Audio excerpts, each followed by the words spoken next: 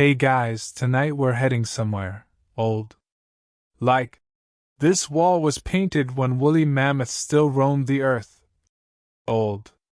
Picture this, a warm night in the Nile Delta, around 1300 BC. The stars are spread like crushed diamonds across a black velvet sky. The air smells faintly of mud, honey, and wood smoke. In the distance, you hear the lazy lap of the river against the bank and the rhythmic chirp of crickets. Well, ancient Egyptian crickets, so maybe they chirp in hieroglyphs. You're here for something specific tonight. Not treasure, not mummies, not even that weird eyeliner everyone keeps talking about. Nope. You came to discover the most secretive, whimsical, and absolutely bizarre chapter of ancient Egyptian life, the love potion. And not just any love potion, one brewed with beer. Yes. Beer. That foamy friend from college parties and summer barbecues turns out to have been the center of ancient romantic scheming. You might be thinking, a love potion with beer? That sounds like a frat prank. And you'd be right to raise an eyebrow. Because tonight's story involves passionate priests, moonlit spells, jealous crocodile gods, and women who knew how to whisper their heartache into a clay jar and turn it into power. You sure you're ready for this? I mean, let's be honest, if someone tried half this stuff today, they'd get a restraining order and maybe a call from animal control. You wouldn't last 5 minutes in ancient Egypt. The heat, the crocodiles, the chance your date turns out to be the embodiment of RA? Yeah. Good luck. So, before you get comfortable, take a moment to like the video and subscribe, but only if you genuinely enjoy what I do here. And let me know in the comments where and when you're listening from. Midnight in Minnesota? 3 a.m. in Saigon? I love hearing that. Now dim the lights, maybe turn on a fan for that soft background hum, and let's ease into tonight's journey together. You're walking beside the Nile now. Your sandals sink just a little into the moist earth, warm from the sun but cooling under your feet. In the reeds to your left, something rustles, probably a frog. Hopefully a frog. The water smells sweet and slightly sour, like overripe dates and river silt. The sky above is violet, and the moon hangs low, heavy like a ladle full of secrets. Somewhere nearby, a woman is humming. Not quite a tune, not quite a chant. It rises and falls with the sound of her grinding herbs in a basalt mortar. You catch a glimpse of her through the palm trees. Long linen robe, headscarf flecked with beads, arms muscular from years of pounding plants into powders. She doesn't look at you, but you feel the air shift around her. Like walking past an incense burner that's just gone out. She's what they'd call a wise woman. Or maybe a cherub, if you're being technical, a mistress of magical speech. Not quite a priestess, not quite a witch. But definitely someone people visit after their lovers have left them for a merchant with a nicer boat. She's brewing something. You can tell by the fire, low and crackling, and the smell, bitterness and smoke, something fermented, something sharp and green. You don't need to ask what it is. You already know. The beer is on the fire, and love is in the air. Literally. You crouch closer, careful not to disturb her rhythm. She's added dried lotus petals, blue ones, rare, used to induce desire. Some say they make you dream vividly. Others say they make you do things in dreams that you'd never admit out loud. There's also myrrh, cinnamon bark, crushed juniper berries, and something that might be dried beetle shells? You don't ask. She murmurs words into the steam. They sound like poetry. Or maybe threats disguised as lullabies. In ancient Egypt, love wasn't just a feeling. It was an illness, A force. Something to be diagnosed, treated, manipulated. Love made you sweat, twitch, lose your appetite. Sound familiar?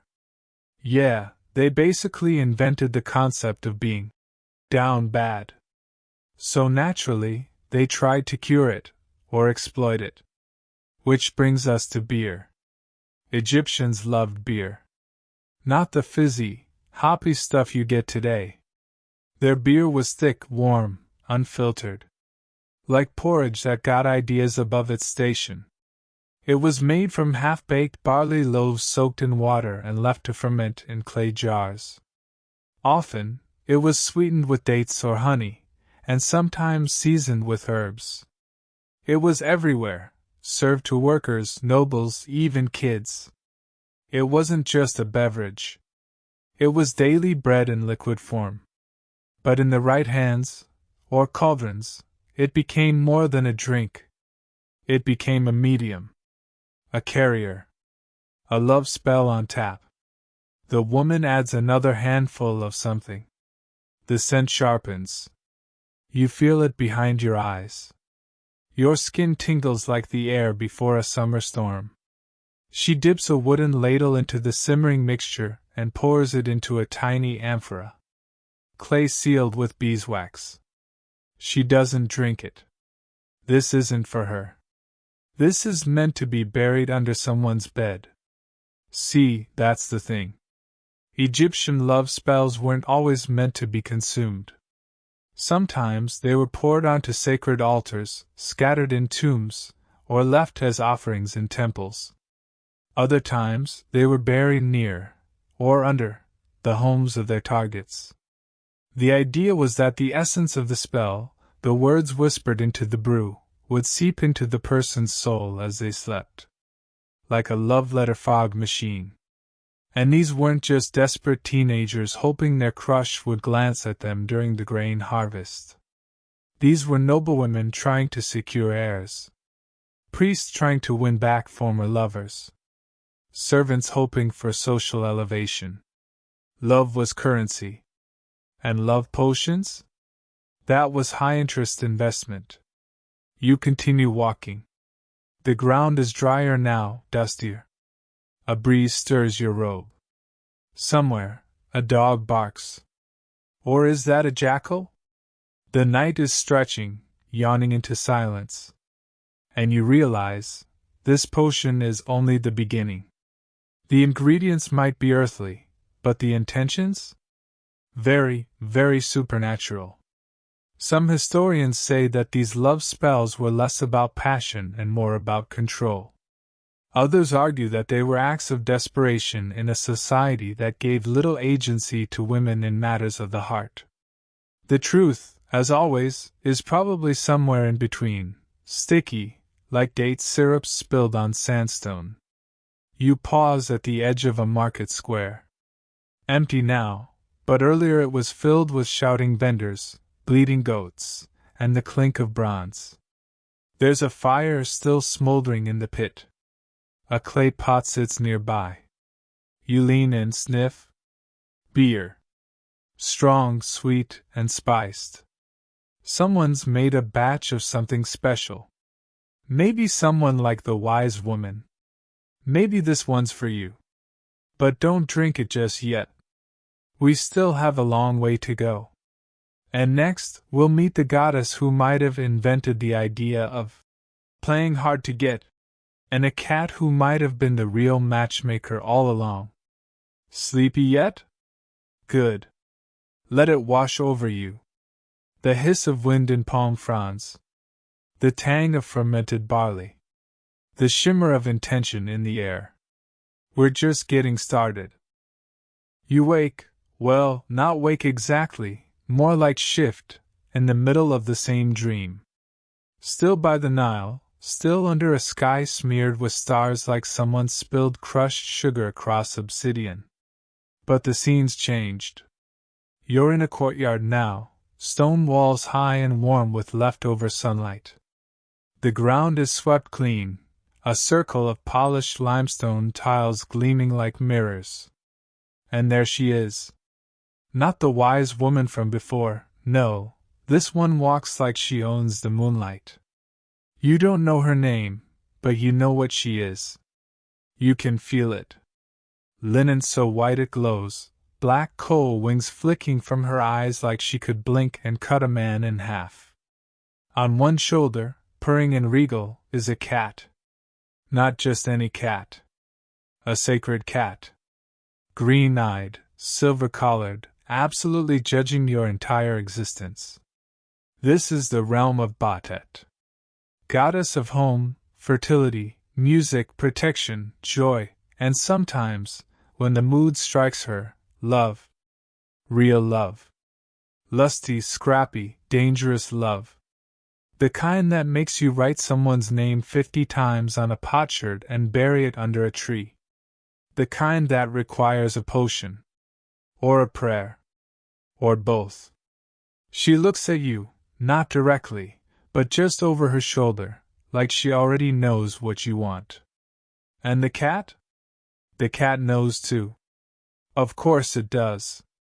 Because here's the thing about ancient Egypt, love wasn't something that just happened.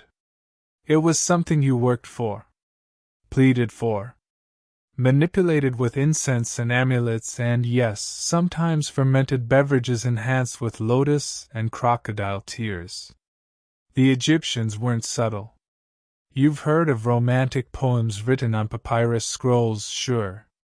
But did you know that one popular phrase was literally, "I want to be the laundry man who washes your clothes so I can see your thighs through the linen"?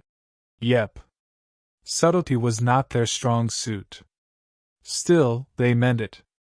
Love was a sacred act, messy, sweaty, filled with gods and guts. And no one knew that better than Batet. Back in her heyday, Batet had two sides. In one form, she was gentle, patron of music, dancing, perfumed oils, and mothers nursing their babies. But cross her, or the one you love. She'd go full lioness on you. Literally. Some legends say she was Sekhmet, goddess of war, after one too many cups of blood-laced beer. But we'll get to that later. You're invited now. You follow her, yes, her and the cat, through the courtyard arch into a chamber perfumed with myrrh and something else. Something sweet and faintly floral. Blue lotus, perhaps. The room is dim but glowing. Walls painted with scenes of couples touching foreheads, fingers linked. Musicians play harps, their arms bent like the wings of herons. And on a low table, tiny jars of oil, wax tablets etched with names, a bowl of dates, and yes, a jug of beer, capped with linen and sealed with resin. You know the kind. But what you don't know is the ritual she's preparing. It's not a festival or a feast. It's more intimate. A votive rite.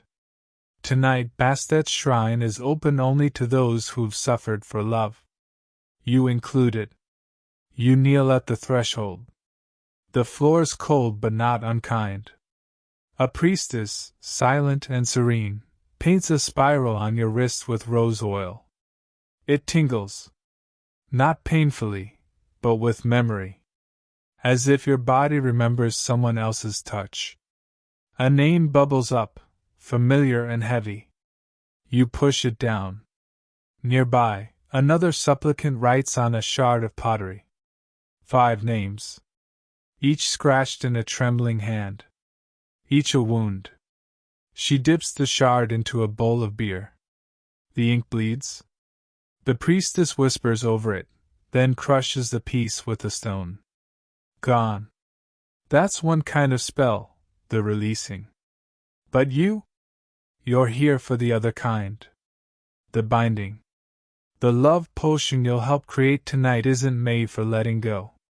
It's for calling someone in. Back. Closer. Even against their will. See, historians still debate how literal these spells were. Did people really believe they'd work?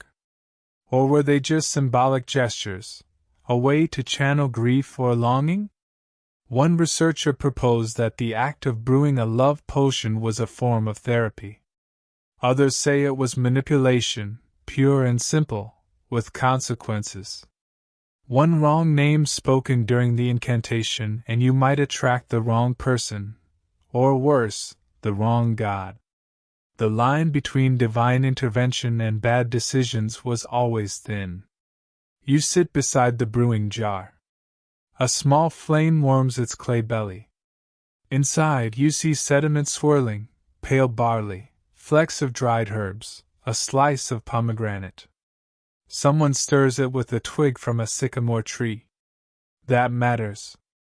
Everything does. The sycamore is sacred to Hathor, another goddess of love and music. There's a hierarchy here.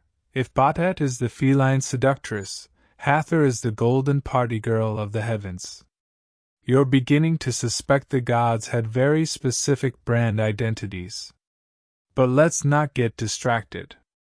Because now comes the hard part, the whispering. One by one, the others lean over the beer and speak. Not just names. Stories. The moment he looked at her and smiled. The perfume she wore that made his knees buckle. The way his laugh sounded like the Nile at flood. Each memory dropped into the brew like a stone into a wishing well. And now it's your turn. You lean forward. The heat of the pot fogs your skin. You feel ridiculous. Exposed. Like you're whispering into the void. But then something stirs, not the beer. The air. You swear the cat blinks slower, approvingly. Maybe it's working. Or maybe you've inhaled too many fumes. When it's done, the priestess caps the jar and rolls it in waxed linen. She gives you a nod. Not approval, not dismissal. Just a passing of responsibility. The spell is yours now. You have to do the rest. Which includes where to put it. Under a bed? In a garden? Cracked open beneath a statue of Anubis? Depends what you want. Depends how badly. The ancient Egyptians believed the gods cared about love. Actively. Sometimes too much. And in turn, they gave us entire libraries of love poetry, protective amulets, and yes, the original situationship drama carved in limestone. They felt things. Big things. And they didn't hide it. So here you are, holding a jar of beer that's not for drinking. A potion made of barley, longing, cat gods, and whispered names. And somewhere out there is the person whose name you whispered. Sleeping. Unaware. Maybe dreaming of you. Maybe not. Yet. Because this is just the beginning. A single night in a lifetime of rituals. And next time, you'll see what happens when those rituals get risky. When the wrong heart is targeted. When the beer brews too long, or not long enough. So hush now. You've done your part. Feel the incense in your lungs. The weight of the jar in your hands. The coolness of Bastet's gaze as she disappears into the dark with her cat. And let yourself drift. Because the next chapter? It's going to get messy. You wake to the smell of cumin and yeast. Or maybe not wake. It's more like you're standing in a new memory. One you never lived, but feels familiar. You're in a market, early morning, before the sun has had a chance to turn everything gold and sweaty. There's a low hum in the air, traders muttering, sandals shuffling, and the distant yawn of a donkey that's clearly not a morning person. The smell of the market hits you first. It's like opening a spice drawer while standing next to a bread oven inside a greenhouse full of wet wool. Tangy, sweet, earthy, overwhelming. You taste something sour on the air, fermentation. And maybe onion? You wander between stalls stacked with earthen jars, wicker baskets, bundles of herbs tied with reeds. A boy offers you a fig with the enthusiasm of a miniature auctioneer. A woman with tattooed arms grinds red ochre into powder with a pestle the size of your forearm. There's a sense that anything can be bought here, not just produce and textiles, but feelings, secrets, revenge, and yes, love. Tucked into a corner, half in shadow, is her. Another wise woman. Not the one from the Nile edge with her cat and goddess, no. This one looks more like your aunt who doesn't believe in seatbelts, and carries a pocket knife at weddings. She's wearing layers of dyed linen and what appears to be a necklace made from molars. Not human. You hope. Her stall is unlike the others. No food. No papyrus. Just bundles of dried plant roots, jars filled with unidentifiable liquids, and a display of small wax figurines, some missing limbs, others pierced with thorns. You catch sight of a jar labeled in red ink. Beer base, type 2, love/obsession. Oh good. There's a classification system. You watch as a customer, a young man, nervous as a fish at a net-weaving festival, hands her a small amulet. In exchange, she gives him a vial and very specific instructions. Pour under threshold. Speak name. Do not look behind you for 3 nights. Ah. A classic. She notices you watching. Smiles. Crooked teeth. Sharp eyes. You need help? She rasps, in the voice of someone who drinks too much salt water and tells no lies. You hesitate but nod. She gestures for you to sit on a stool that probably predates furniture. Who is it? She asks, already reaching for a bowl. You don't answer, but apparently that doesn't matter. Let me guess, she says. They used to visit every day. Now they don't even dream of you. She chuckles. Happens. Even to gods. She starts pulling ingredients from woven pouches. You want attention? Confidence? Lust? Or long-term? You try to clarify, but she's already got a pestle going. Into the mortar she tosses. Fennel seed, for charm. Pigeon feather ash, for lightness of heart. Scraped fig bark, for sweetness. Hair of the self, not the other. To remind you who you are. Then she pulls out a chunk of something brownish and waxy. You lean in. It smells foul. Fermented date mush. From old beer vat. Still potent, she explains. She grinds everything together with the kind of passion usually reserved for crushing betrayal. Then she adds water. No, wait. Not water, beer. Thick, cloudy, the kind that could stand up on its own and file taxes. The mix bubbles.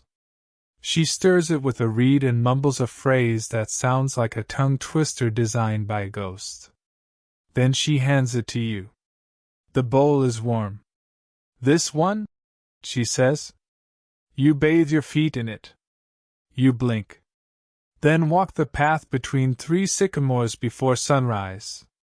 If they think of you while the dew is still fresh, the spell will stick. You stare into the bowl.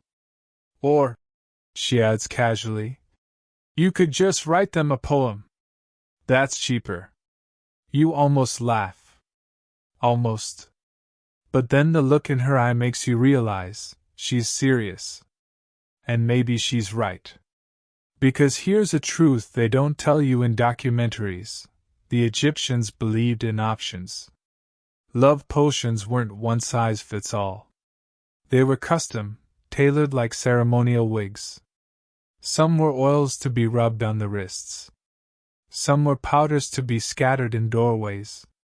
Others were buried, burned, sung to, urinated on, wrapped in linen, or, yes, brewed in beer and poured down the windward side of someone's roof.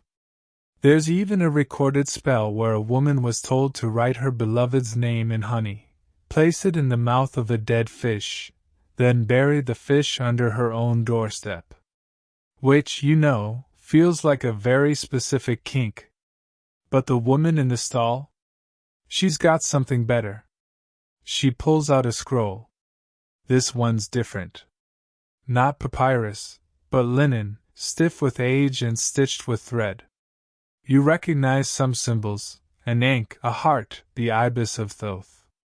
She reads aloud a part of the text. Let his heart stir like barley in the wind. Let his eyes search like hawks for my shadow. Let his feet burn to walk where I have walked. She smiles again. Very old. Very strong. But not cheap. You glance at the price tag. It's a drawing of a goat. Apparently goats are a valid currency. Good to know. Some historians still debate how widespread these practices were. Were love potions like this common? Or only for the elite? Was it real belief or just ritualized hope? But then again, what's the difference? If someone believes enough to brew a potion, bury it, and walk backwards across a river while chanting, that's real enough. You notice now that the stall has quieted. The sun's higher. The crowd has thinned. The woman is packing up. Before she goes, she hands you a small charm, shaped like a frog. You raise an eyebrow. Frogs always return to the water, she says. And love always returns to the familiar. Is that wisdom? Nonsense? A sales pitch? Probably all three. You walk away, the bowl of potion tucked under your arm. The charm in your pocket. Your heart buzzing. Or maybe that's the beer fumes. Whatever the case, you know this is only the beginning. You haven't even met the high priest who used a love potion to manipulate an entire city. But you will. Soon. For now, let the smells of the market linger. Let the words of the spell settle in your bones. And let the idea of love, as something you make rather than just fall into, carry you through the next dream. You've wandered into the warm belly of the city now. The streets narrow, winding like thought trails after too little sleep and too much wine. Stone walls close in, not unfriendly, just lived in. They've seen things. The heat clings here differently, less oppressive, more like a hand on your shoulder reminding you where you are. And somewhere, just past the corner, there's music. Not the harp or sistrum you heard at Bastet's shrine. No, this is lower, throatier. A drumbeat. A pulse. You follow the scent before the sound. And oh, what a scent it is! Roasted grain. Caramelized date. Steam rising in soft puffs, carrying with it the faintest sour tang, familiar and comforting. Like warm bread if it were a little wild. And then you see it. The brewery. Not a brewery like you're thinking. There's no industrial metal, no bearded man in flannel explaining hops. This is ancient. Intimate. Clay vats the size of bathtubs sunk into the earth, each one puffing like it's alive. Workers move with practiced ease, tossing in barley, stirring with long wooden paddles, humming under their breath. You're in the domain of Tenenet, goddess of beer and childbirth. Which, come to think of it, are both things that involve fermentation, swearing, and waiting around a lot longer than you thought you would. Here, beer is life. It's a daily necessity. Children drink it. Laborers survive on it. Priests offer it.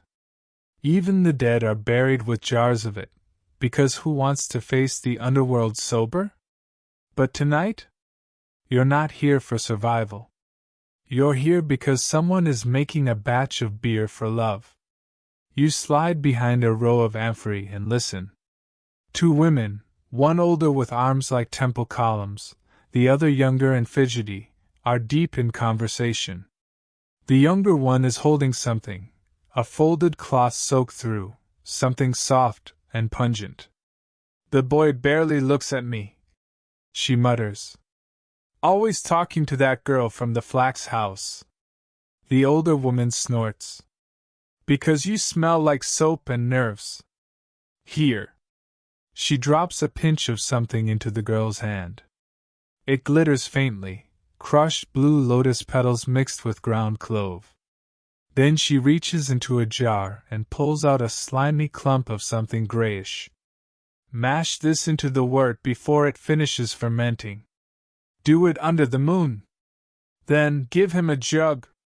Not too full. Make him ask for more. This is disturbingly specific. You creep closer. The older woman sees you. Doesn't flinch. Just nods. Want to know the trick? She says. Beer is a mirror. Whatever you brew with your heart, it will reflect back. Brew with bitterness, you'll drink regret. Brew with longing. She trails off. The girl looks down, serious now. And here's the truth of it. Egyptian beer wasn't just a beverage. It was ritual in liquid form.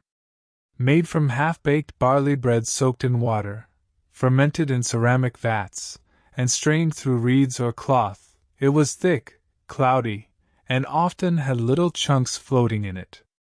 Refreshing, right? But it was effective. Nutritious.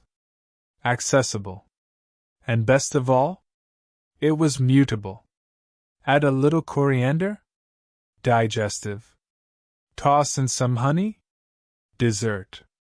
Stir in blue lotus petals under a waxing moon? Congratulations, you've just made the ancient equivalent of a Tinder boost.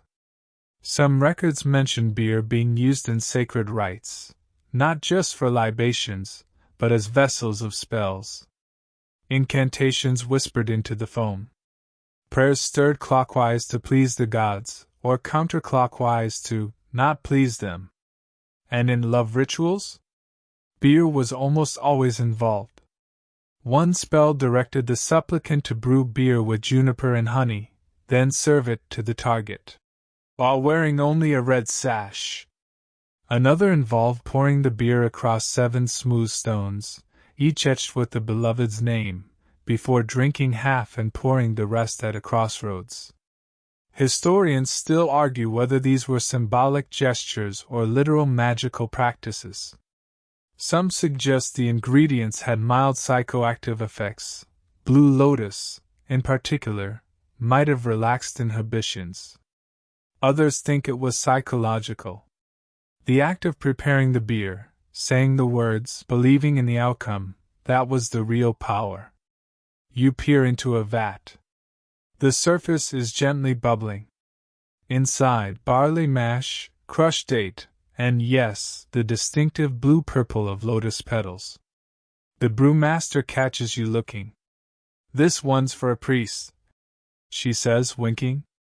Says he's trying to win back his temple singer. She left him for a scribe with better handwriting. You try not to laugh. She ladles out a little of the mixture into a cup and offers it to you. It's warm. Sludgy. But when you sip it, it's not bad.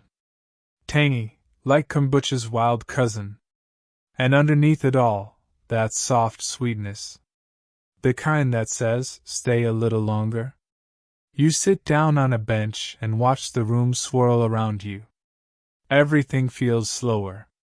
Softer. The world lingers more than it moves. You understand now why they brewed love into beer. It holds things. Heat. Hopes. Grudges. Names. In the corner, the younger woman practices saying, hello, in a casual tone. She fails. Repeatedly. It's charming. The older woman hums to herself as she stirs. You catch the words. Something about hearts floating, something about laughter under fig trees, something about socks? No. Not socks. Soaks. As in soaking feet. Different vibe. The smell of roasted grain lingers in your hair. Someone claps their hands and releases a cloud of barley dust. For a moment, it's like snow in the desert. You remember the frog charm in your pocket. It twitches once? Not literally. Probably. The night deepens. The vat's cool. The spell is set. No one drinks this batch. It's sealed and marked. To be delivered to a particular door. With instructions. You don't ask. Because by now you know better. Love in Egypt wasn't gentle. It was prepared. Boiled. Fermented. Sealed. And served when ready. And next? You'll find out what happens when that potion is written down, really written. In ink, on papyrus, with the full force of magic and desperation behind it. So for now, sit back. Let the warmth of the brews spread through your chest. Let your limbs go heavy, like barley soaking in clay. Let the moon hang low and the drums fade. You're not done brewing yet. The night has thickened now. The kind of thick that makes you forget there was ever sun. You've left the brewery behind, though a little of that yeasty perfume still clings to your robe, like someone spilled ancient beer on your soul and just hoped for the best. Your feet carry you through a grove of sycamore trees, leaves whispering like old women trading gossip. The air is cooler here. Calmer. But there's a tension, too. Like the air before a spell is spoken. You pass a small shrine, barely more than a niche in the stone, with offerings, a ring, a lock of hair tied with flax string, and a folded square of papyrus, sealed with wax. You know what that is.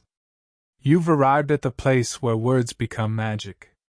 There's a man sitting cross-legged beside a low table.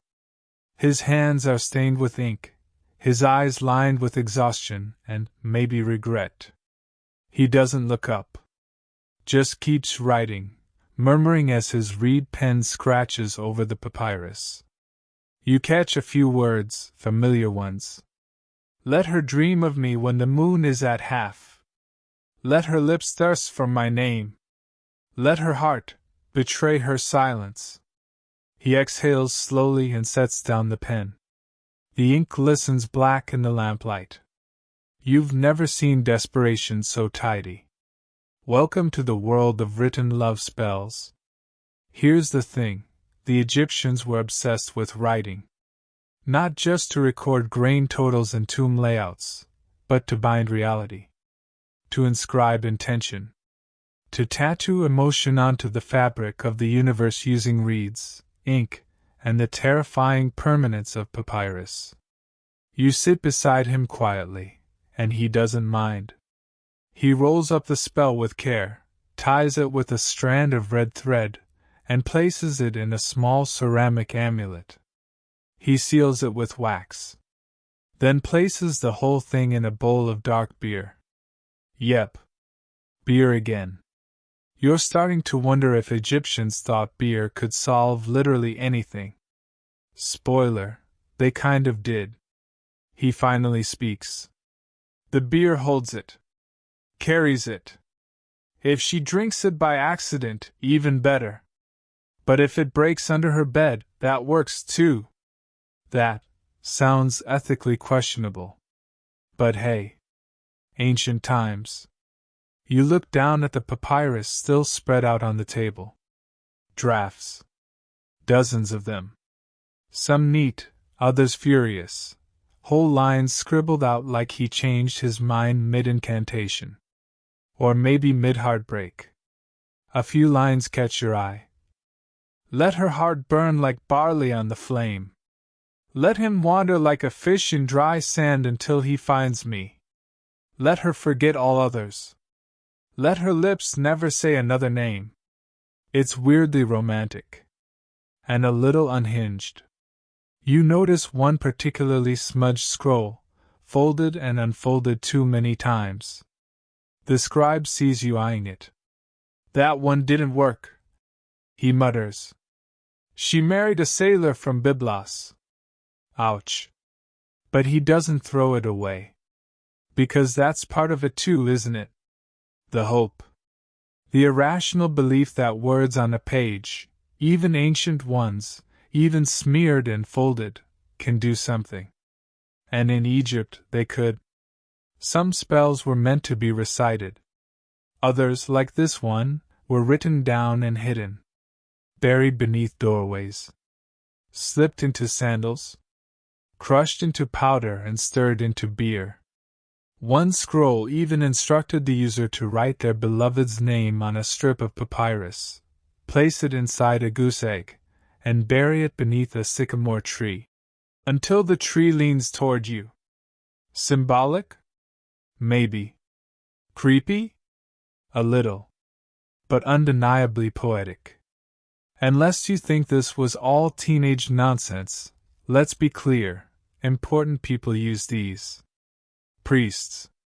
Nobles. High-ranking officials. Love was power, and sometimes controlling affection was as important as controlling land or labor. And in a world where gods meddled with mortal feelings like kids poking anthills, people needed something to tip the odds. The man beside you begins preparing another scroll. This one's different.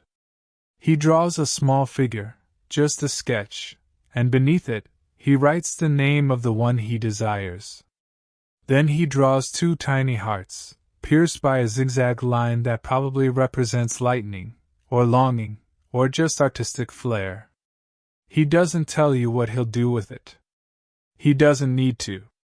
Because you're already imagining it, the scroll hidden inside a wall niche, or wrapped in hair and burned with resin, or soaked in honey and fed to a bird as an offering.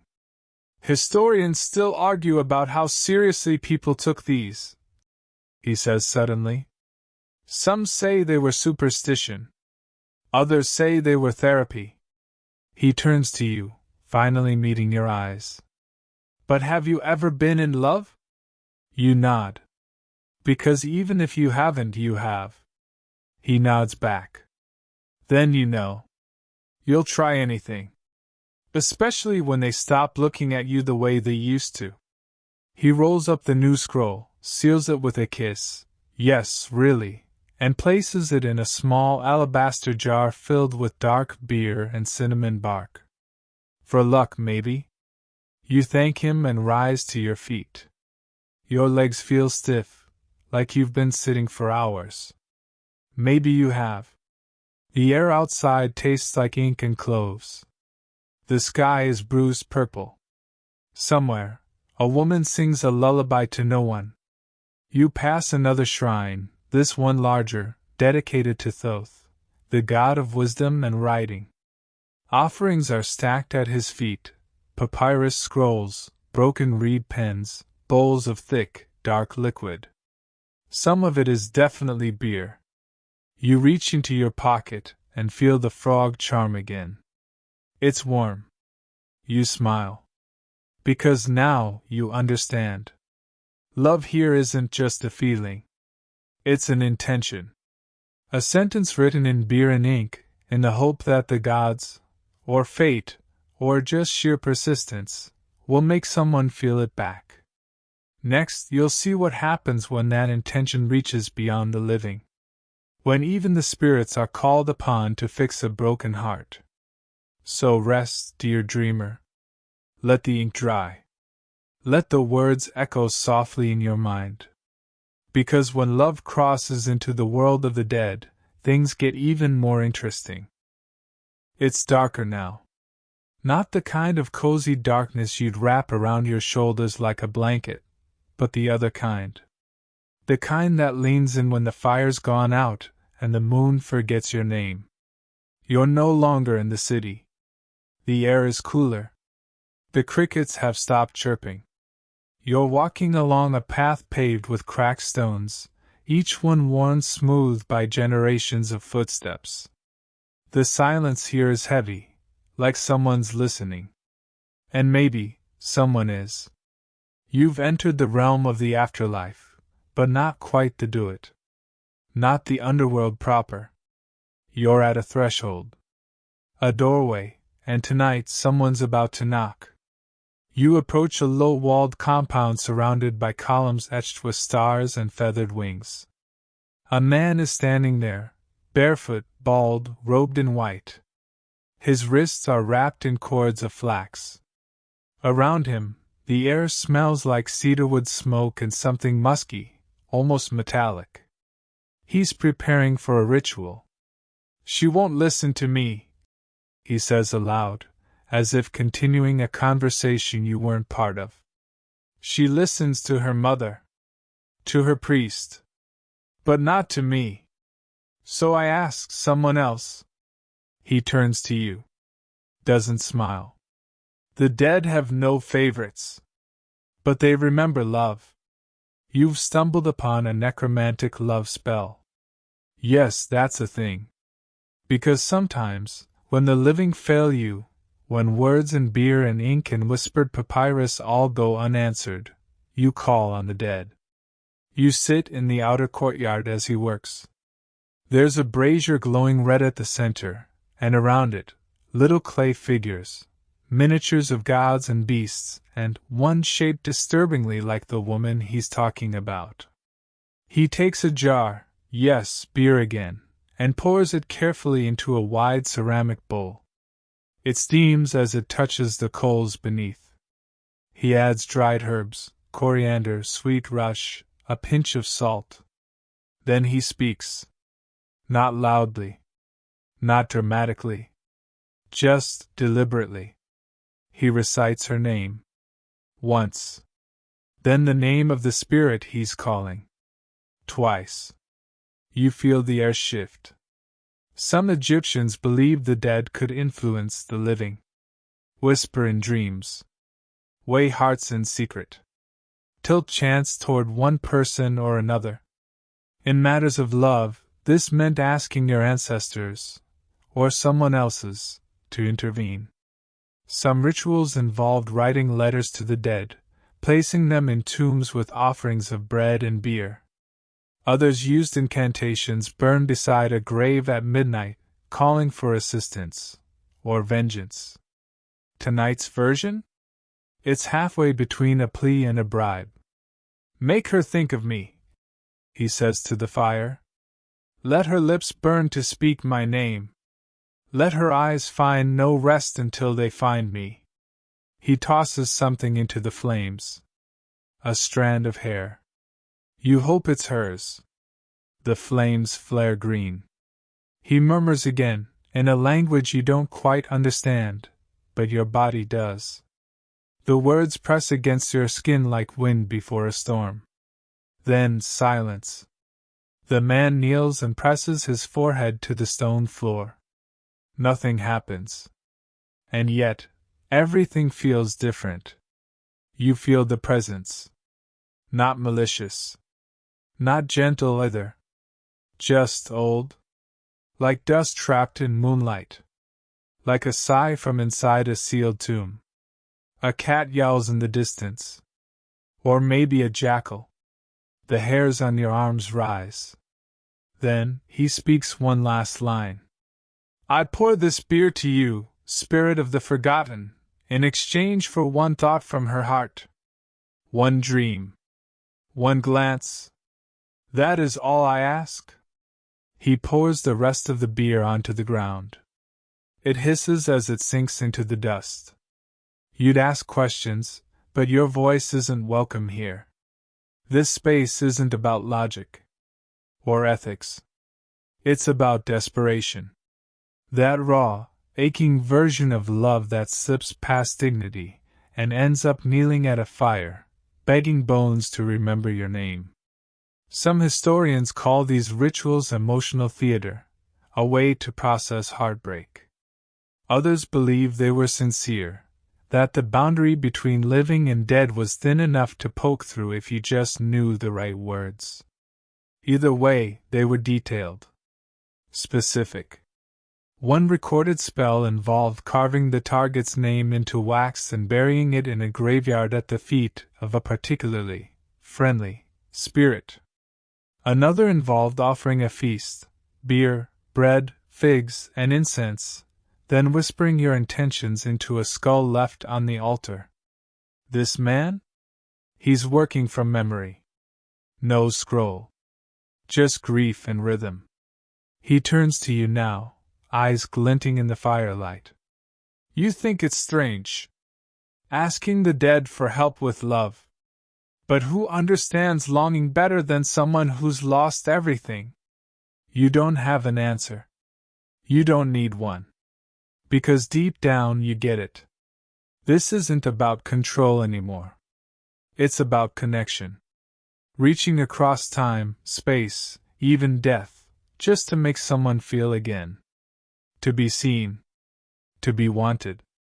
And maybe, just maybe, remembered. The fire dies down. The night grows colder. Somewhere behind you, a door creaks open. You don't turn around. Because you know better. When you call to the dead, sometimes they listen. And sometimes they answer. Next time, you'll hear what happened when love potions stirred not just hearts, but entire empires. When one woman's desire brewed in beer nearly shattered a kingdom. So breathe deep.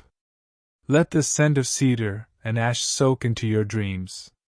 Let the silence hold you. Let the stone beneath you remember your weight. Because love, real love, is heavier than any tomb. And tomorrow, it moves. You're waking up somewhere opulent now. The floor beneath your feet is cold alabaster, polished to a mirror shine. Your toes leave faint prints in the condensation of early morning. The air smells like jasmine oil and rose water. And behind you, faintly, comes the sound of gold jewelry clinking softly as someone walks quickly but carefully, like they're on their way to do something they shouldn't. You're in the royal compound now. A private wing of the palace, somewhere along the Nile, sometime around the 19th dynasty. The walls here are painted with scenes of gods and pleasure, Hathor reclining on a couch of lotus blossoms, Thoth writing love poems on scrolls made of cloud. The ceiling is spangled like night sky, even though the sun outside is already beginning to bake the earth. You're not alone. A young woman sits beside a basin of steaming water, carefully unwrapping something from a bundle of waxed cloth. She's a servant girl, or maybe more. Her linen robe is too fine, her earrings too heavy for someone who scrubs floors. She's humming, but the tune is anxious. Her hands tremble just slightly. Inside the cloth, ginseng root, dried petals, a paste made from ground date and fig, and, of course, a small jar of dark beer. This isn't a beauty routine. This is a ritual. A calculated one. And it's about to change everything. She speaks to herself as she works. 3 drops only. That's what the priestess said. 3. Any more and he might lose his mind. Oh. Good. The girl leans forward and dips her fingers into the jar. Her lips move, and though you can't hear the words, you recognize the rhythm. An incantation. Not meant to summon, but to bind. Not to destroy, but to obsess. This is not your average flirtation. This is state-level seduction. See, love potions in Egypt weren't only used by the lonely. Sometimes they were tools of ambition, political weapons disguised as perfume and honey. And this girl? She's no fool. She's aiming high. The target, a royal advisor, older, powerful, unmarried. Rumor says he has the pharaoh's ear. Rumor also says he's fond of date wine, poetry, and women who laugh with their eyes closed. She's got all 3. Plus a potion. The beer is warm from her hands now. She adds a sliver of cinnamon bark to sweeten the memory. The priestess had told her, and a drop of her own blood. Just one. Enough to make the connection personal. Historians debate the blood thing.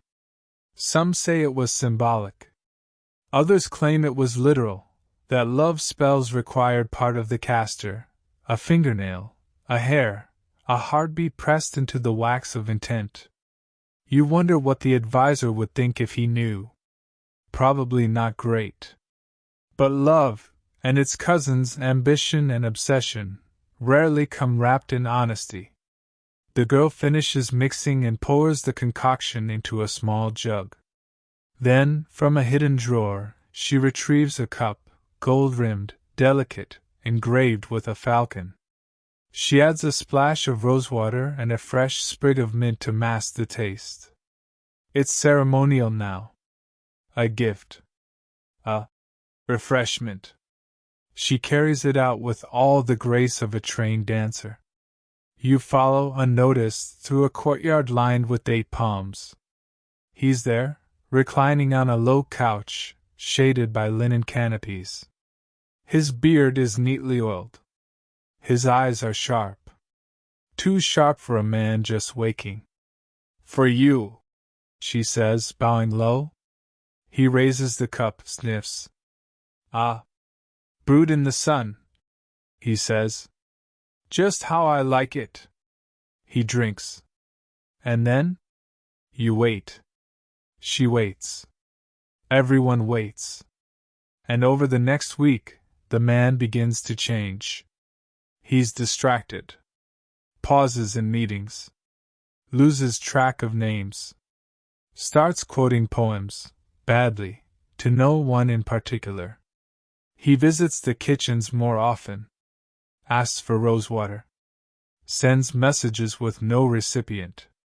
And then comes the mistake. One morning, he delivers a royal decree.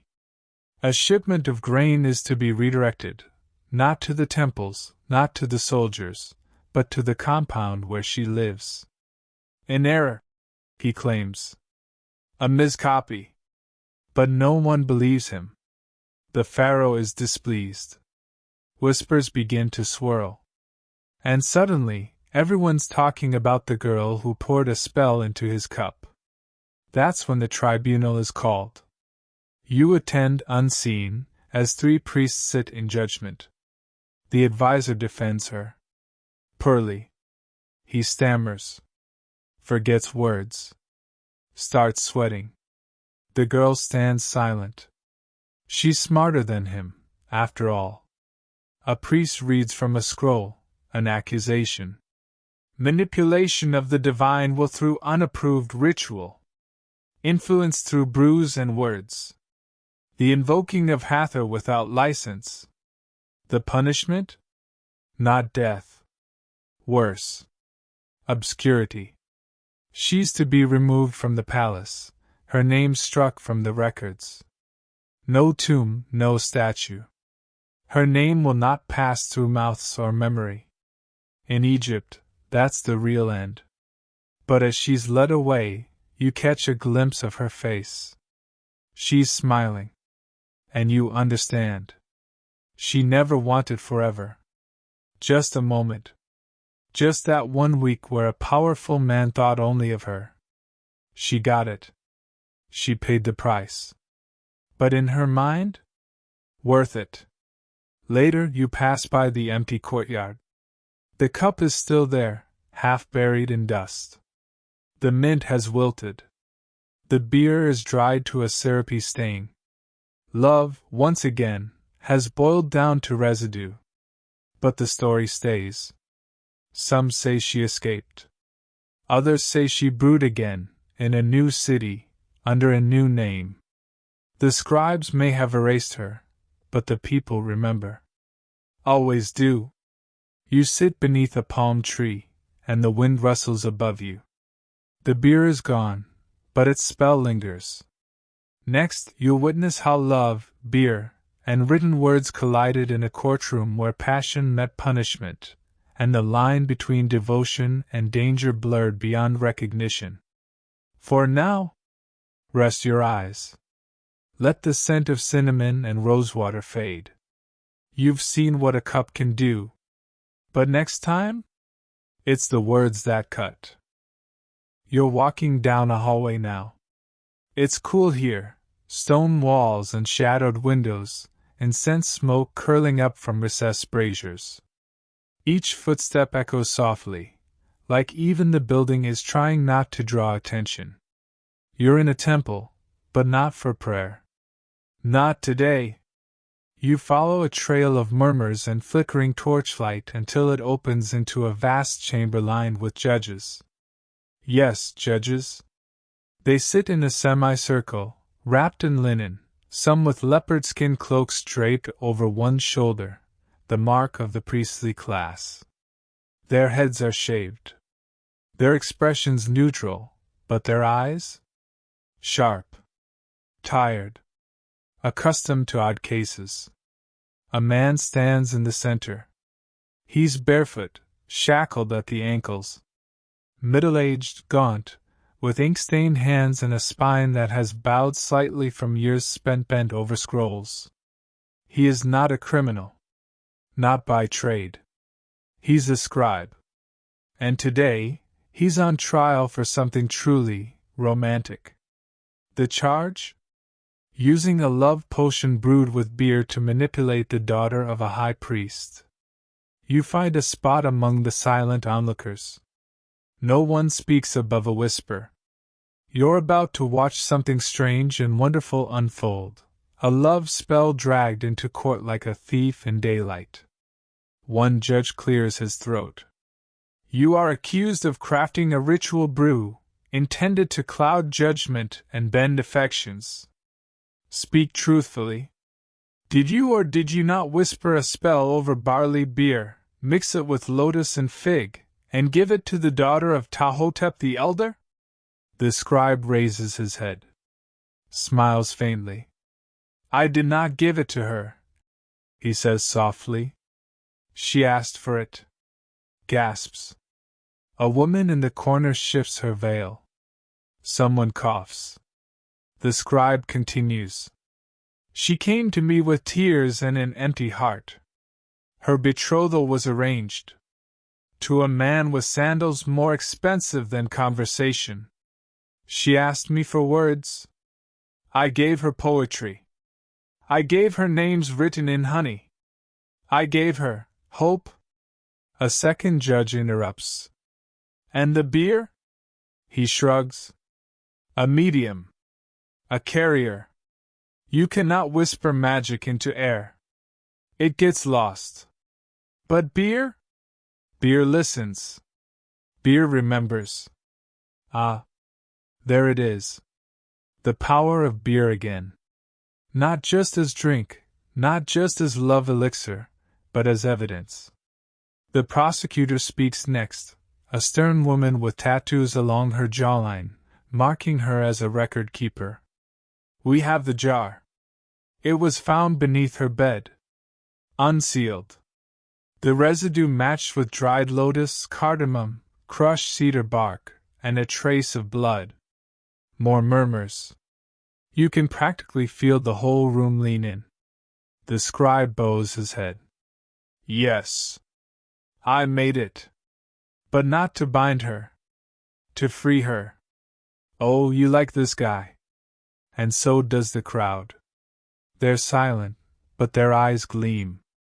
In a culture where Mott, truth, harmony, cosmic balance, reigns supreme, even love must justify its weight on the scales. Now it's the high priest's turn. He rises from his bench like a thundercloud-given voice. She abandoned our temple. Broke her vow. She follows him now. A man with ink for hands and dreams for currency. He slams his palm on the stone bench. And you dare say it was love? The scribe doesn't flinch. Yes. Because love, too, is divine. Even if it smells like beer. One of the judges snorts. quickly tries to hide it behind a cough. Here's where things get complicated. The daughter is summoned. She enters slowly, eyes downcast. You can tell she's young, barely old enough to marry, let alone defy her entire lineage. Her fingers twitch as she walks. But her voice? Steady. I drank it because I wanted to, she says. He told me what was in it. Every petal. Every word. He made no promises. She pauses. I fell in love before the first sip. Well then, that changes things. Or does it? Because here's the heart of the matter, isn't it? Consent. Influence. Intention. Historians still debate how these love spells were received in their time. Were they condemned? Tolerated? Celebrated? Records are scarce. Contradictory. Some point to love poetry that sounds suspiciously like spellwork. Come to me like the north wind. Let your heart beat faster when my name is in the air. Others point to warnings etched into tombs. Beware the woman who brews at moonrise, for she binds with flavor and smile alike. But here, in this temple court hybrid, the line blurs. One judge finally speaks. Whether it was spell or sentiment is not for us to judge. But whether it caused harm, that we must decide. They deliberate. You wait. The scribe watches the floor. The girl watches him. And then, the verdict. You are not guilty of spiritual coercion, the chief judge intones. But your methods are unorthodox. You are hereby prohibited from brewing for others. And your writings shall be submitted to the temple archives. In other words, stop handing out love poems in liquid form, and we'll let this one slide. The scribe bows. Grateful. The girl squeezes his hand quickly, before they're separated by guards again. You slip out before the hall empties. Outside, the sun is warm on your skin. You smell dust and cumin and honey in the air. Somewhere nearby, a jug tips over. The splash is soft. Familiar. You think of the line. Beer listens. Beer remembers. And you wonder how many love stories began this way, in ink, in hope, in barley bubbles, and how many were strong enough to survive the aftermath. Next time, you'll wander into a quieter place. A room full of objects that shouldn't hold emotion, and yet, they do. Brooms, combs, shoes, spoons. Ordinary things, etched with longing. Because love, as Egypt teaches us, hides in the everyday.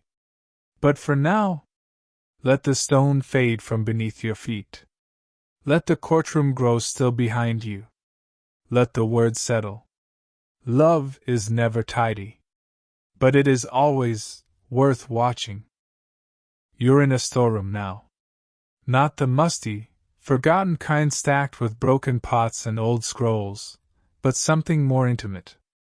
This is someone's private chamber of keepsakes, a place where memory hides in plain sight. Shelves of neatly arranged items stretch in rows: ivory combs, bronze tweezers, carved coal jars, miniature sandals, mirrors framed in silver, and dozens of little boxes tied with linen cords. The air is thick with the scent of cedar oil and beeswax. You run your fingers along a row of combs. Each one different. Some are plain, some adorned with tiny animals, a frog, a falcon, a snake coiled into a handle. These aren't just grooming tools. They're tokens. Because here in ancient Egypt, objects carried meaning. Objects could be vessels for desire, hope, heartbreak. And when love couldn't be spoken aloud, or written on papyrus, it was carved, painted, or whispered into the mundane. You pick up a sandal, worn, soft around the heel, its leather straps dark with use. At first it seems unremarkable. But then, under the sole, you spot it, a name scratched faintly into the leather. Not the name of the owner. The name of the beloved. You blink. Yes. It was common practice, in certain circles, to hide a name, carved or painted, on the underside of something personal. A sandal, a hairpin, even a spoon. So the object would brush skin or lips or footsteps, connecting the lover's body to their name, day after day. A kind of silent incantation by proximity. You pick up a mirror next. The silver has tarnished, but you can still make out your shape in it. Around the rim, tiny hieroglyphs form a message. May she see herself as he sees her, and find no flaw. You set it down gently, heart a little warm. In the far corner, under a folded piece of linen, you find the strangest item yet, a small wooden figure, just a few inches tall. Not a doll exactly, but vaguely human, arms outstretched. Around its neck, a string of beads. Around its waist, a painted sash. It's been handled often. You glance at the shelf label. It reads simply, Love Effigy, Private Estate, 18th Dynasty. And you realize what you're holding. This is a personal spell. Not one meant for temples or judges or scribes. This is a quiet thing. Someone made it, held it, whispered into it. You examine it more closely. There are words etched down the figure's back, worn almost smooth by touch. Let his eyes fall on no one else. Let his breath quicken when I am near. Let his heart not like rope at the thought of me. It's raw. Direct. Almost desperate. You place the figure down gently. It wobbles slightly before settling again. There's a drawer nearby. Inside are fragments of old love charms, some made of wax, others carved into pottery shards. One reads, If I cannot be her husband, let me be her shadow. Another, I gave him bread, and he smiled. So I made him this spoon, and prayed he'd taste me in every bite. A little intense, but who are we to judge? Some historians believe these items were purely symbolic, little gestures of affection or tools for flirtation. Others insist they were part of real magical practice, rooted in centuries of tradition and belief. The line, as always, is blurred. You notice a locket-shaped box tucked behind some folded linens. Inside, a lock of hair. Coiled dark, bound with a red thread. Hair was sacred. Personal. A part of the self. Giving someone your hair was intimate. In love spells, it was a common ingredient. Especially when combined with beer, honey, or, oddly enough, onions. Yes. Onions. Egyptian love magic was nothing if not aromatic. You sit on a low bench and take it all in. These weren't grand gestures. Not like the courtroom declarations or temple rituals. These were small magics, the everyday kind. Quiet acts of longing, pressed into wood and leather and ivory. Carried on the body. Slept beside. Hidden but never forgotten. And here's the thing. You know people like this. The one who keeps their first love's note folded in a wallet. The one who still has a movie ticket stub in a shoebox. The one who wears an ex's hoodie long after they're gone, not out of grief, but comfort. This room? It's full of them. Ancient Egyptians weren't so different. They just had better handwriting and more access to lotus petals. You run your fingers across the top of a small box. It's labeled, Amulet Unclaimed. Unclaimed. A word that hangs in the air like dust. How many love charms were never delivered? How many objects held names that were never whispered? How many quiet hopes dissolved before they were ever spoken aloud? The answer is probably too many. And still, they left them here. Preserved. Stored. Honored. Even now, they hum with energy. Old hope, maybe? Or just the memory of wanting something deeply enough to carve it into your mirror or slip it beneath your heel. You rise to leave, your footsteps softer now. Like you don't want to wake the objects behind you. Next time, you'll find yourself near water again. But not the Nile.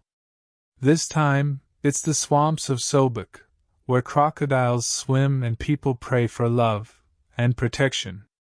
Because in Egypt, even river gods get involved in matters of the heart. But for now, rest your fingers. Let your breath slow. You've just held 3,000-year-old secrets in your hands. Let them go gently. You're ankle-deep in water now. It's warm and sluggish, the kind that wraps around your legs like a lazy serpent. Tall reeds sway on either side, and frogs sing to each other in rhythmic croaks, like tiny percussionists playing a song only they understand. The sun hangs low, molten, indifferent, and the air buzzes with the low, electric hum of insects. Welcome to the Fayum, the wet heart of ancient Egypt. A marshland of canals and swamps. And the home territory of one of the most complicated deities you'll meet on this journey, Sobek. Yes, that's Sobek. The crocodile god. You pause at the edge of the water. A ripple moves across the surface. Probably just a fish. Probably. But the woman beside you doesn't flinch. She's dressed in green linen, patterned like scales, and her eyes are outlined with kohl so thick it looks ceremonial. Around her neck is a charm in the shape of a crocodile, carved from malachite. She holds a jug of beer in one hand and a bundle of dried herbs in the other. Love is dangerous, she says, not looking at you. It pulls you under. Drowns you. Like him. She tips her chin toward the water. The ripple comes again. Closer. You don't ask who him is. Because here, everyone knows Sobek is watching. Sobek was a paradox even to the Egyptians. A god of strength and virility, but also terror and chaos. He ruled over water, fertility, military prowess, and yes, protection. Especially from crocodiles. Which is awkward considering he was one. But for those seeking love? He was also a last resort. If your spells failed, your letters unread, your beer undrunk, and your sandal charm unnoticed, you came here. To the swamp. To plead with a god who knew how to command desire and fear. The woman begins the ritual. First, she lights a small fire on a stone slab, the smoke curling into the humid air. Then she pours the beer in a slow spiral onto the ground, letting it soak into the mud like a question being absorbed by the earth. She murmurs something in an old dialect. The words slip from her tongue like oil on water, thick, hard to hold. You catch fragments. Make his heart gnash like your teeth. Let his chest churn like floodwater. Let him come to me, or be swallowed by longing. Direct. You glance down at the water again. The ripple is gone. Or maybe it's gotten closer. She tosses the herb bundle into the marsh. It lands with a quiet splash, floating briefly before sinking. He was proud, she says suddenly. Refused to look at me. Said I was too wild. So now, I asked the wild to answer? She smiles then. Besides, Sobek prefers offerings from women like me. Messy ones. And you believe her. You look around the swamp and realize this place is full of offerings. Tiny bowls half submerged in silt. Feathers tied to reeds. fish bones arranged in symbols. A broken necklace coiled around a tree root like a sleeping snake. People came here for centuries to ask Sobek for what no other god could give: control over desire that slipped through fingers like water. You sit on a dry patch of ground. The air is thick with the smell of fermentation, flowers, and old secrets. Somewhere nearby, a crocodile bellows, a deep, throaty sound that rattles your ribs. You're told of one legend. A woman scorned by her lover brewed a beer mixed with crushed papyrus, swamp mint, and the tears of a widowed ibis. How she got those, no one knows. She poured it into the canal as the moon rose, chanting Sobek's name 13 times. The next morning, her lover showed up at her door. Naked. Soaked. Smiling. Coincidence? Maybe. Or maybe the god of the river heard her. Historians still argue whether Sobek was truly associated with love magic, or if his role was more symbolic, embodying the turbulence of emotion rather than the intention. But these stories? They linger. Carved into wall reliefs.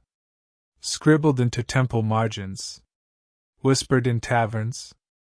And always with the same warning. Do not make offerings to Sobek lightly. He gives what you ask, but never gently. The woman finishes her ritual. She folds a small piece of linen, stained with oil and beer, and places it beneath a rock by the water's edge. Then, without another word, she leaves. You stay a little longer. The swamp is quieter now. You hear only the rustle of birds and the burble of water moving through channels older than cities. The beer has long since disappeared into the earth. The herbs have dissolved. But the spell? The spell remains. Because that's how it works here. The beer was just the carrier. The real magic is in the mud, the breath, the trust you place in forces beyond comprehension. Next time, you'll dry off and head somewhere lighter, a perfumery, where scents are layered not just for allure, but to enchant. Where oil and flower become seduction bottled. But tonight? Stay near the shore. Let the croaking of frogs soothe you. Let the scent of mint and barley lull your breath. And don't turn around too fast. You never know who, or what, is watching from the reeds. You're surrounded by flowers now. Not the wild, tangled kind that grow along riverbanks or in dusty courtyards. No, these are curated, collected, cultivated, laid in baskets and bowls, hung from wooden racks to dry, crushed under stone rollers, steeped in jars of oil that shimmer gold under the morning light. Welcome to the perfumery. A place where petals are turned into memory. Where scent becomes spell. You're standing under an open-roofed pavilion, shaded by palm frond mats. Around you, workers move in soft, deliberate motions, snipping, grinding, stirring. The air here is dizzying: blue lotus, myrrh, cinnamon bark, spikenard, frankincense, and something musky sweet, like sun-warmed fig. And at the center of it all stands the perfumer. She's tall, ageless, wrapped in linen dyed the color of saffron. Her wrists jingle softly with bangles as she moves from jar to jar, dipping long wooden sticks into oils and dabbing them behind her ears, at her throat, the inner curve of her elbow. She sees you. Smiles like someone who knows your secrets. You came for the love oil, she says, not asking. You nod. Because by now you've learned, there are 100 paths to the heart in ancient Egypt. And scent, that invisible tether, is one of the most powerful. She beckons you to a table where small ceramic bottles are lined up like soldiers awaiting instruction. Each is labeled in flowing script. Desire. Memory. Return. Unrest. First glance. You pick up. Memory. Unstopper it. A rush of something green hits you first, basil, maybe, followed by a deep sweetness that sinks behind your eyes. You blink. Someone's name flutters to the front of your mind. A face you haven't thought about in years. The perfumer nods. That one is made with crushed violet, blue lotus, and date honey steeped for 12 days under a waning moon. Good for making someone remember what they forgot. You set it down slowly. Here's the truth. The ancient Egyptians didn't just wear scent for cleanliness or luxury. They wore it to influence. To seduce. To linger in someone's thoughts long after the conversation ended. One recorded recipe describes a perfume made from marjoram, myrrh, cardamom, and cinnamon soaked in beer. Of course, beer, then reduced over a flame and sealed in a jar for 1 lunar cycle. Its name? The breath that follows. You're told a courtesan once used it before visiting a general. He married her within the month. Coincidence? Who cares? You move to a second table where ingredients are laid out in piles. Fresh blue lotus, used for euphoria. Dried rose petals for tenderness. Ground coriander, to stir warmth. A touch of musk, to stir something deeper. The perfumer grinds a bit of each into a thick paste, then spoons it into a jar of warm oil. She hands it to you. Apply it where your pulse speaks loudest, she says. You ask how long it lasts. She shrugs. Depends on the intention. And how close they stand. There's a mirror beside you, bronze, polished bright. You see your reflection framed by flowers. You look like someone ready to fall in love. Or start trouble. Maybe both. In the corner of the pavilion, you spot a scroll, unrolled and weighed down with bits of pumice. It's a guide.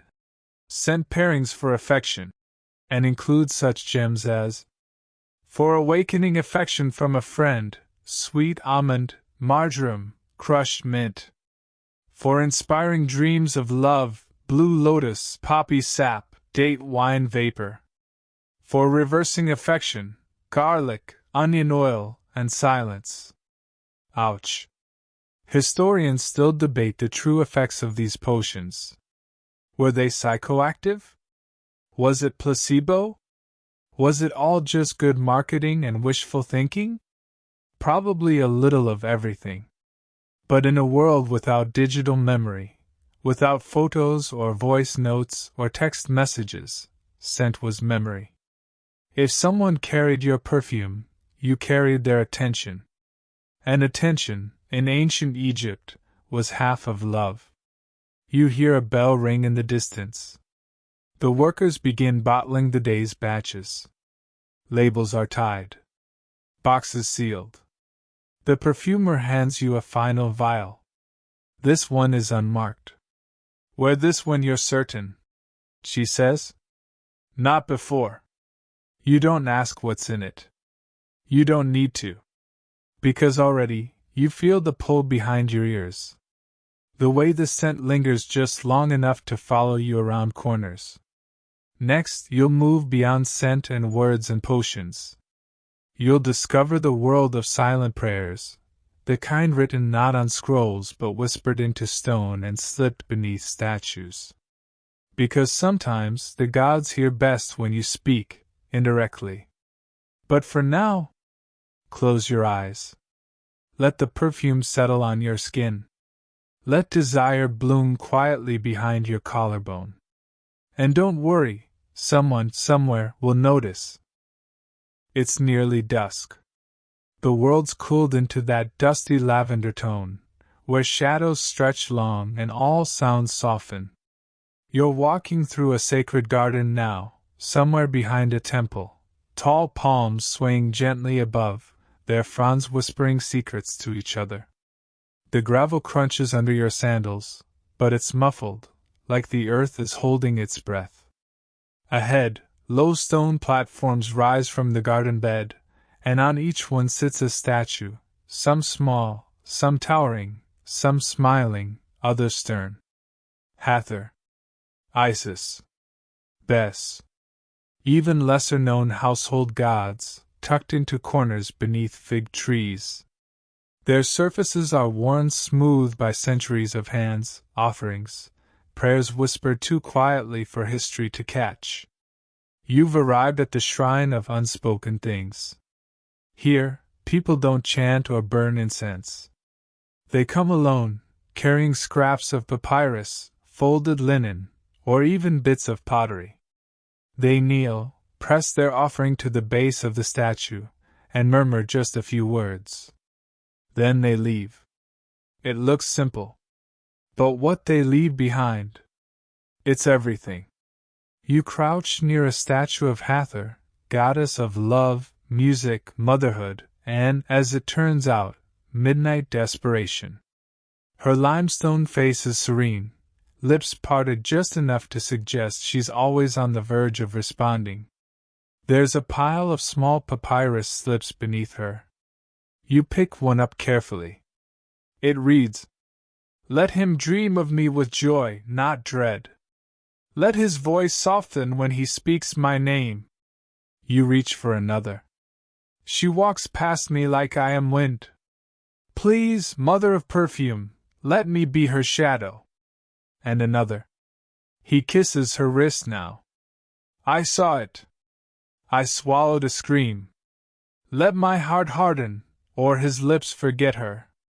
Some are scrawled quickly, like their writers feared discovery. Others are calligraphed so carefully you can almost hear the scratch of the pen as each word was shaped. These are anonymous offerings, left without ritual, without priests, without ceremony, because some desires are too fragile for spectacle. The practice had a name: letters to the divine, though they weren't always actual letters. Sometimes it was just a single word scratched into clay, or a drawing, or a name. One archaeologist found a potsherd with nothing but a question mark carved into it. Imagine loving someone so confusingly that you ask a goddess for clarity, and don't even use words. You glance over at a boy, maybe 15, kneeling by the feet of a statue of Bes, the protective god often depicted as dwarf-like, grinning, and vaguely chaotic. The boy whispers, then places a ring, crude copper, too big for his finger, on the ground. Then he runs. It's always the quiet ones. Historians still debate whether these offerings were meant to petition divine intervention or just to unburden the heart. One theory is that the statues absorbed the emotions laid at their base. Another is that leaving a written wish in a holy place anchored it to the earth, made it real. You pick up a small linen square tied with twine. Inside, a lock of hair. Dark curled, still faintly scented. No note. You place it back. Because you don't need to know the story to understand it. Farther in the garden, beneath a low fig tree, there's a stone shaped like an open palm. People place their slips there, too. Rumor has it that the hand belongs to a goddess no one names anymore. That if you press your letter into her fingers, she'll hold it forever. You place your own thought there. Not a written one. Just something quiet, something aching, shaped in your chest and exhaled without sound. The hand doesn't move. But you feel lighter. The garden grows darker. Torches flicker to life along the path. Someone hums a tune, a woman with a basket of rose petals, scattering them along the stone path as part of her own ritual. She pauses to whisper something to a statue of Isis, tucks a fig under its base, and walks away. You could stay here for hours. This place isn't about the grandeur of temples or the precision of recipes. It's not about brewing or writing or carving names under sandals. It's about surrender. letting your desire go. Giving it to the night, the stone, the goddess who might be listening, or not. Next, you'll find someone who never lets go. A woman who makes her living brewing potions, yes, but also listening. Advising. Holding hands. Holding space. Because in Egypt, love wasn't just cast by spell. It was healed by conversation. But tonight? Let yourself stay here a little longer. Smell the crushed petals in the air. Hear the hush of late prayers. Feel the weight of all those silent letters, pressing gently on your shoulder. You're not alone in wanting. Not now. Not ever. You enter her home just as the heat breaks. It's the hour when the sun finally exhales, and shadows begin to stretch long across the sand. The walls here are made of sun-baked mud brick, cool to the touch. Dried herbs hang from wooden beams overhead, their silhouettes swaying gently in the breeze, like dancers bowing after a long performance. She's at the back of the room, crouched near a fire pit, stirring something thick and golden in a copper pot. The scent hits you immediately, something sweet, something earthy, something like a memory that won't go away. This is her place. The one they whisper about in alleyways and crowded markets. The one girls visit under their veils. The one widows seek out at twilight. The one heartbroken boys pretend not to know, even as their footsteps lead them here again. She's a brewer of love potions, yes. But more than that? She's a listener. You step quietly into the room. She doesn't look up, but she knows you're there. You suspect she always knows who's in her space. Her fingers move with practiced grace, pinching, measuring, drizzling drops of something dark from a stoppered jar into the pot. "Did they break your heart?" she asks softly. "Or did you hand it over wrapped in ribbons and say, 'Do with it what you will'?" A fair question. She laughs gently, finally turning. Her face is round, worn like river stones are worn, smoothed by time, not cracked by it. Her eyes are quick. Her hands are stained from spices and oils. On the shelf behind her, dozens of tiny jars, each with a simple label. Heat. Forget. Come back. Stay away. Try again. You sit. There's no rush here. No spell recited in a panic, no incense clouding judgment. Just this woman, her copper pot, and a calm so steady it slows your breathing. "Tell me," she says, handing you a cup of something warm and bitter. "I'll know what to brew after that." You tell her. Maybe it's about someone who never noticed you. Maybe it's about someone who did, and then stopped. Maybe it's about someone you left behind, or someone who left you behind with nothing but your own reflection and a sandal that doesn't fit anymore. She listens. Doesn't interrupt. Doesn't judge. Just nods, adding pinches of crushed herb and a sliver of preserved citrus rind to the pot as your words spill out. When you finish, she lets the silence settle like flour. "This isn't the kind of pain you pour into a spell," she says. "This is the kind you walk with, until it gets tired of clinging." Still, she makes something for you. Not because it'll fix the person, or the past, but because making something is how healing begins. She spoons the mixture into a small jar, thick as syrup, flecked with gold dust and tiny bits of what looks like crushed lavender. Seals it with wax. Ties it with a reed. "Put this on your pulse points," she says. "Before sleep. Not to change them. To remember yourself." She's done this 1,000 times. Not just brewing, but grieving with people. Celebrating.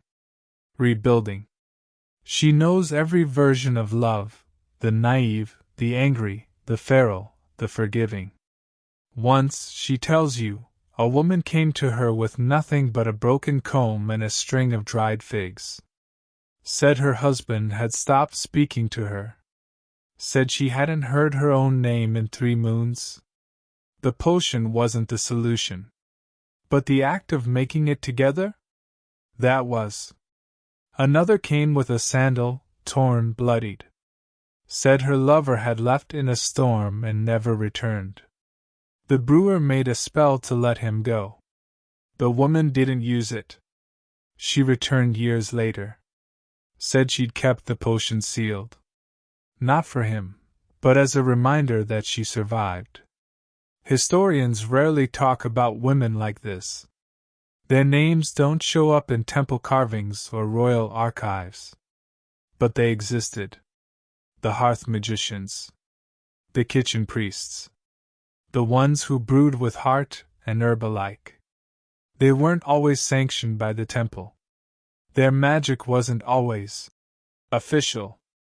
But their work? It lasted. Because love magic wasn't always about getting someone. Sometimes, it was about reclaiming yourself. You sip the bitter liquid in your cup. It tastes like bark and honey and something floral you can't quite name. The warmth spreads through your chest slowly. Not like fire. Like breath. The woman leans back, hands on her knees. Do you know what the first love spell was? She asks. You shake your head. A lullaby. She smiles. To make someone stay. To make them feel safe. That's all any of this is. You nod. You understand now. The jars. The rituals. The whispered names. They aren't about control. They're about wanting connection so deeply, you're willing to shape the world around it. Even just a little. You stand to leave. She doesn't follow. Just waves her hand gently and returns to her pot. You glance back once more before the curtain falls behind you. She's already humming. Already stirring the next story. Next, you'll walk into a myth, a tale preserved on stone and in song. A legend of a love potion so powerful it didn't just change a heart, it rewrote a destiny. But for now, let her voice follow you into the night. Let the scent of her potion cling to your skin. Let the warmth she brewed settle in your ribs, where the ache used to be. You're learning what love really is. And what it isn't. You arrive in silence. Not the soft kind from before, the hush of incense, the murmur of prayer, but a heavy silence. The kind that follows a secret too old to whisper aloud. The kind that clings to walls carved with stories that were never meant to be retold. You're deep inside a tomb temple now. The air is cool, pressed between centuries. Torchlight flickers against painted limestone walls, revealing scenes of gods, battles, harvests, and one panel unlike the others. This one is personal. A man and a woman, facing each other. Not touching, but close. A jar between them, steaming. Symbols rise from its mouth, lotus, fire, a coiled serpent. Their names are half effaced, erased by time or maybe on purpose. This is the legend of the brew that rewrote fate. It begins with a temple priest, the man on the wall. Devoted, disciplined, known for his prayers and unshakable loyalty to the goddess Mut. His voice was said to calm crying infants and ease fevered minds.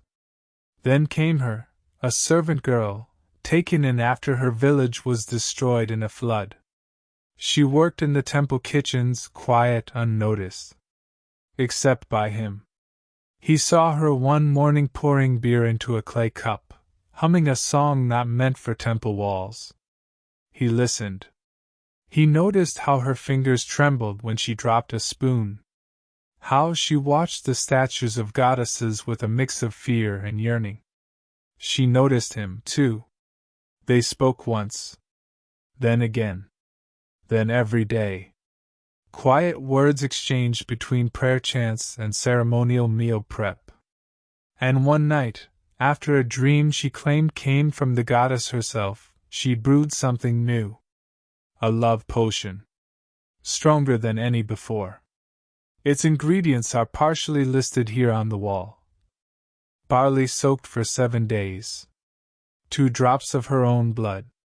The crushed petals of the last lotus of the season. A pinch of ash from a burnt prayer scroll. And a whisper of his name, spoken into the foam as it bubbled. She poured it into a cup shaped like a pomegranate and left it outside his chamber. He drank it. The next day, he forgot the morning rites.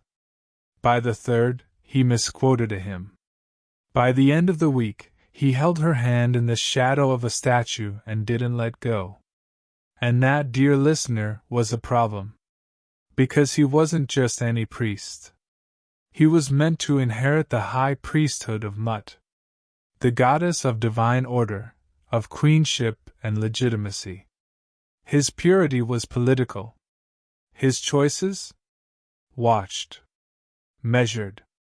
Expected. She was a nobody. Except, not anymore. Soon people whispered. Said he walked differently. Smiled too easily. That his prayers had softened.